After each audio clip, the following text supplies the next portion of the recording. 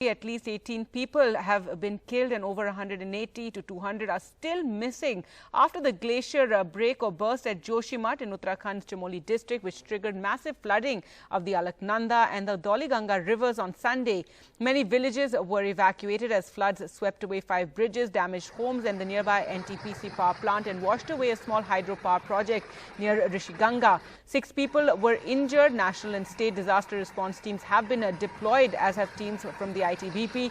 The army also sent 6 columns and the Navy sent 7 diving teams.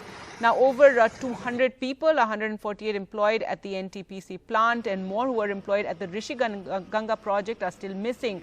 Around 30 others are trapped in a tunnel, which is reportedly 2.5 kilometers long. And that is where a lot of the rescue work is currently centered, with teams trying to get those people out from inside that tunnel.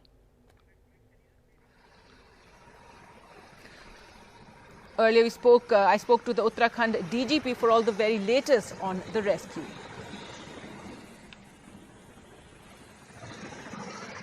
The tunnel, we have gone about 100 meters inside, and there's a lot of floods there.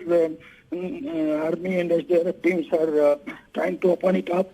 The rest of the figures are that we have till now recovered 18 bodies. So 184 people left to be missing, including the people in the tunnel. So that's the latest status. Total 11 villagers are missing from 4 villages nearby. 5 from the first village where the tragedy hit the first time, Rani village, and 2 from Tapovan, 2 from Ringi village, and another 2 from Bacheri. Total 11 people of nearby villages are reported missing. The numbers of the workers is not 100% clear. This is their estimate, because these were labor, they were not on the roads. So contractors have given them these numbers. We don't have the names. We don't have all the names of 184 missing. So this is the latest status. About the upstream, I told you till the Niti Pass, we have 13 more villages which have got disconnected due to the bridge which got swept away yesterday. So for those 13 villages, there is no rescue work required there. Only thing is the relief items will be sent. To maximum population of those 13 villages, including everyone, is 2,500 or so. So what led to this sudden flooding? Now, there are several theories on what caused the flooding in Chamoli district, leading to this disaster and widespread destruction. Remember, it's a very ecologically fragile area.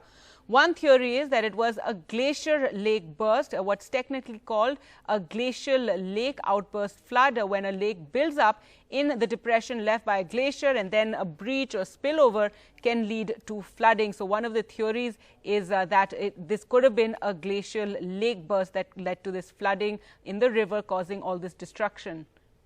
Was it could also been caused by a part of a hanging glacier breaking away and falling into the river. Now, this again is something that is called glacier calving or calving, which is a breaking away of ice and falling into the river, again leading to a sudden surge in the water and flooding downstream.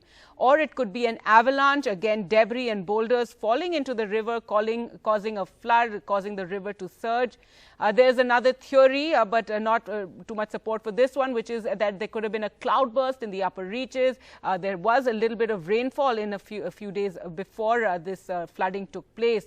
And also, whatever the reasons may be, whether it's a lake burst or avalanche, the other question is what triggered it. Was it just a natural disaster, or was it an impact of climate change in the region? Also, there are reports of stone quarrying, blasting of mountains and digging of tunnels in the base of the mountain system for the 2 dams on the Rishiganga and Dhauli-Ganga rivers. So did this also have a role to play in this disaster? Let's just listen into what the DG of the Geological Survey has to say.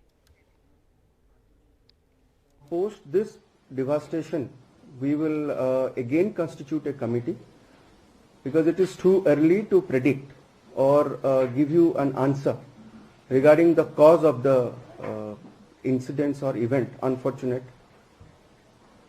Prima facie, it is a glacial calving. They call it as a calving of the glacier at a highest altitude in Rishiganga and Dhauli-Ganga area in the upper reaches of that.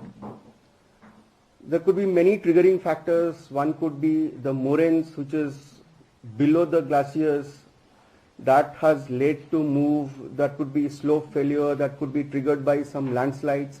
So there are multiple causes. You cannot establish. These are all natural hazards.